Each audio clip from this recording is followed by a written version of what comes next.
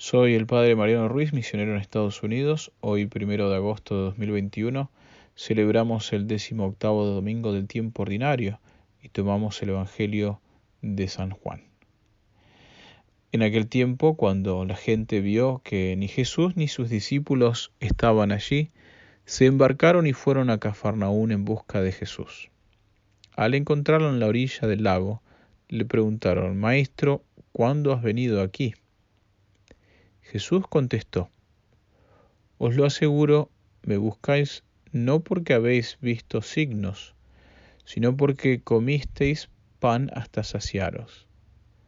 Trabajad no por el alimento que perece, sino por el alimento que perdura para la vida eterna, el que os dará el Hijo del Hombre, pues a éste lo ha sellado el Padre Dios. Ellos le preguntaron: ¿Y qué obras tenemos que hacer para trabajar en lo que Dios quiere? Respondió Jesús: La obra que Dios quiere es esta, que creáis en el que Él ha enviado. Le replicaron: ¿Y qué signo vemos que haces tú para que creamos en ti? ¿Cuál es tu obra? Nuestros padres comieron el maná en el desierto, como está escrito: les dio a comer pan del cielo. Jesús les replicó: Os aseguro que no fue Moisés que os dio pan del cielo, sino que es mi Padre el que os da el verdadero pan del cielo. Porque el pan de Dios es el que baja del cielo y da vida al mundo. Entonces le dijeron: Señor, danos siempre este pan. Jesús le contestó: Yo soy el pan de vida. El que viene a mí no pasará hambre, y el que cree en mí nunca pasará sed. El Evangelio que tomamos hoy, dijimos que es tomado del Evangelio de San Juan, en el capítulo 6 propiamente, trata acerca del tiempo de la Pascua, ya que comienza de esta manera este capítulo. Estaba próxima la Pascua, la fiesta de los judíos. Luego nuestro Señor, realizando el milagro de la multiplicación de los panes que hemos escuchado el domingo pasado, trae a la mente de sus oyentes la figura de Pascua antigua, el maná, los panes ácimos. Al día siguiente la gente lo busca y nuestro Señor los lleva a la Pascua nueva y eterna, cuando les responde: en verdad os digo, vosotros me buscáis no porque habéis visto señales, sino porque habéis comido de los panes y os habéis saciado. La realidad es que está bien que lo busquen a nuestro Señor, pero lo que aquí está fallando es la verdadera intención, del por qué lo están buscando. Cristo va directamente al fondo del problema. La gente parece en este momento que entendía las palabras y milagros de Cristo en un mero sentido material. Porque lo que escuchamos, porque habéis comido de los panes y os habéis saciado.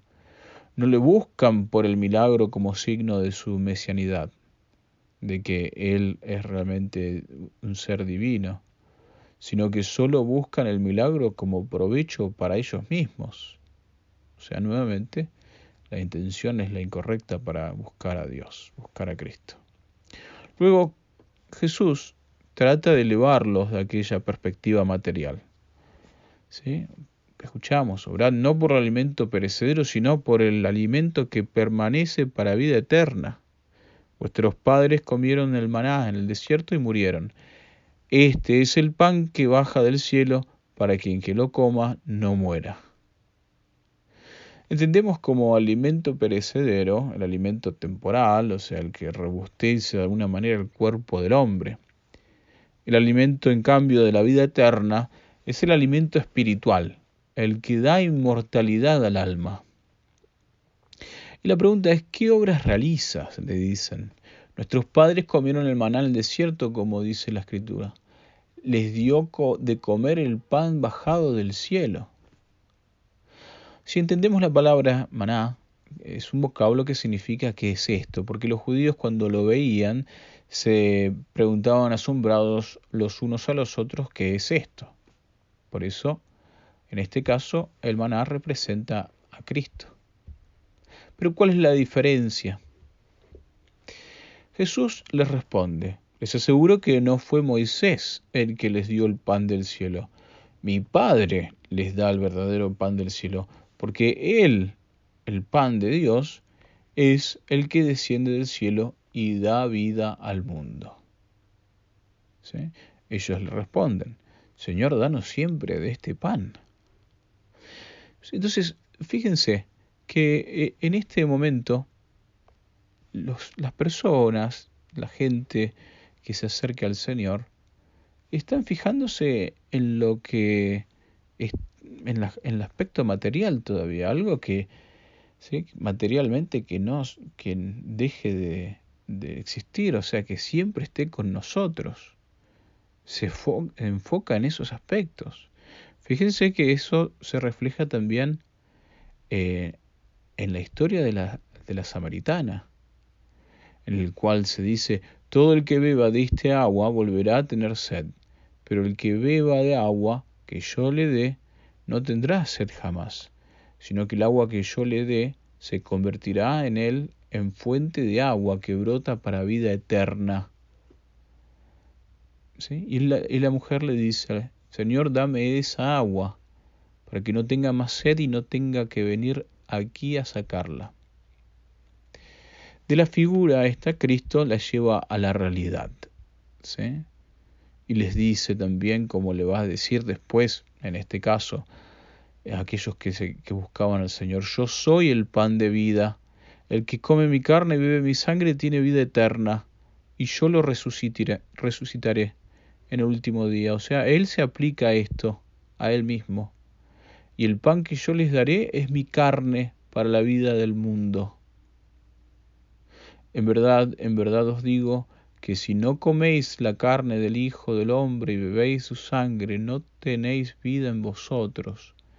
Quien come mi carne y bebe mi sangre tiene vida eterna, y yo le resucitaré en el último día, porque mi carne es verdadera comida y mi sangre es verdadera bebida.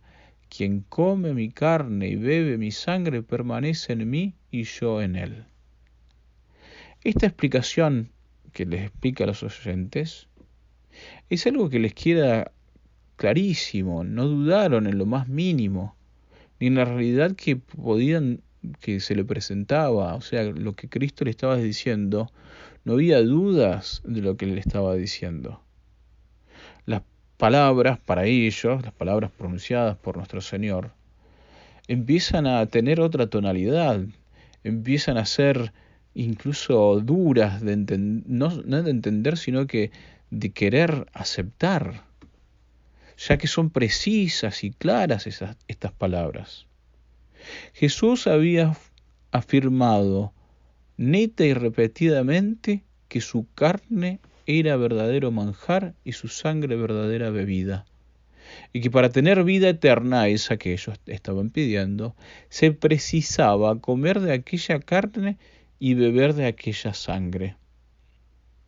Es imposible entonces creer que Cristo haya hablado de una manera metafórica o en parábola, como dirían varios con respecto a la Eucaristía y que no creen en su verdadera y real presencia. Los mismos judíos así lo entendieron. Dice el Evangelio, discutían entre sí y los judíos decían, ¿cómo puede éste darnos a comer su carne? Y también muchos de los discípulos se escandalizaron de aquellas palabras, diciendo muchos de sus discípulos al oírle dijeron, es duro este lenguaje, ¿quién puede escucharlo? Incluso el adjetivo que se utiliza equivale a algo que suena un poco más fuerte, es algo repugnante, repulsivo, ¿sí? Al extremo de que no se puede escuchar sin repulsión a esto. Desde entonces podemos pensar que muchos de sus discípulos se volvieron atrás y ya no andaban junto con él. Jesús los ve marcharse, ¿sí? Sin que ellos no hubieran entendido, no los hubiera dejado ir el Señor. Jesús no retrocede entonces, no retira una sola palabra de lo que dice. Jesús dijo entonces a los 12, ¿también vosotros queréis marchar? porque esta doctrina así queda. Lo indispensable es tener fe en las palabras de nuestro Señor. Pidámosle entonces a nuestra Madre Santísima la gracia de poder seguir creciendo en fe en la Eucaristía, pedirle esta gracia a aquella que es la Madre de la Eucaristía.